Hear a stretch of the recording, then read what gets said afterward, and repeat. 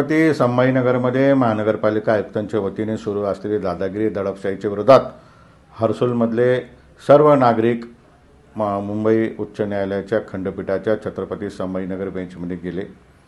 यावर ज्येष्ठ विधितज्ञ आदरणीय खंदारे साहेबांनी युक्तिवाद केला।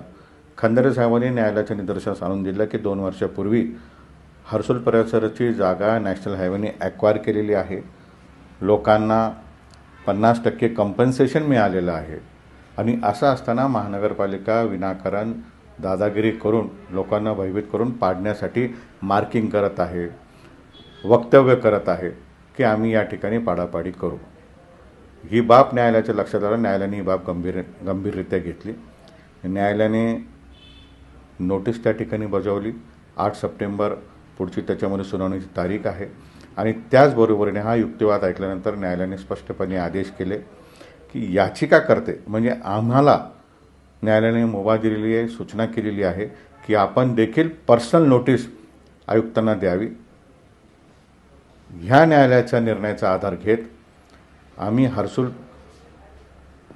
वतीने ज्यांनी पिटिशन दाखल केली त्यांच्या नावाने जी श्रीकांत महानगरपालिका आयुक्त बाय नेम आम्ही आता त्यांना नोटीस देणार आहोत।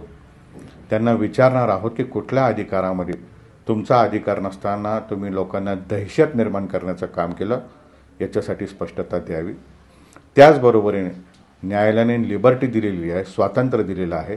जर कुठलाही अधिकारी बेकायदेशीरप्रमाणे त्या ठिकाणी तोडफोड करायला येईल तर तात्काळ तुम्ही न्यायालयाच्या निदर्शनास आणून द्या, मॅटर मेन्शन करा, पुढची कारवाई आम्ही करू। हा फार मोठा दिलासा नुसताच हर्सुलला नाही तर छत्रपती संभाजीनगरमध्ये चालू असलेल्या अनधिकृत प्रक्रियेसाठी आहे। जी अनधिकृत प्रक्रिया जी श्रीकांत यांनी चालू केलेली आहे याला कुठेतरी थांबवण्यासाठी न्यायालयाने आज फार मोठा निर्णय दिलेला आहे।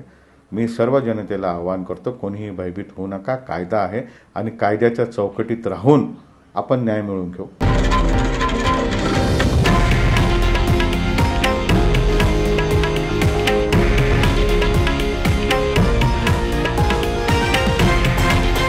हे आहे देशातील नंबर 1 न्यूज नेटवर्क आणि आपण पाहत आहात TV9 मराठी, एकमेव।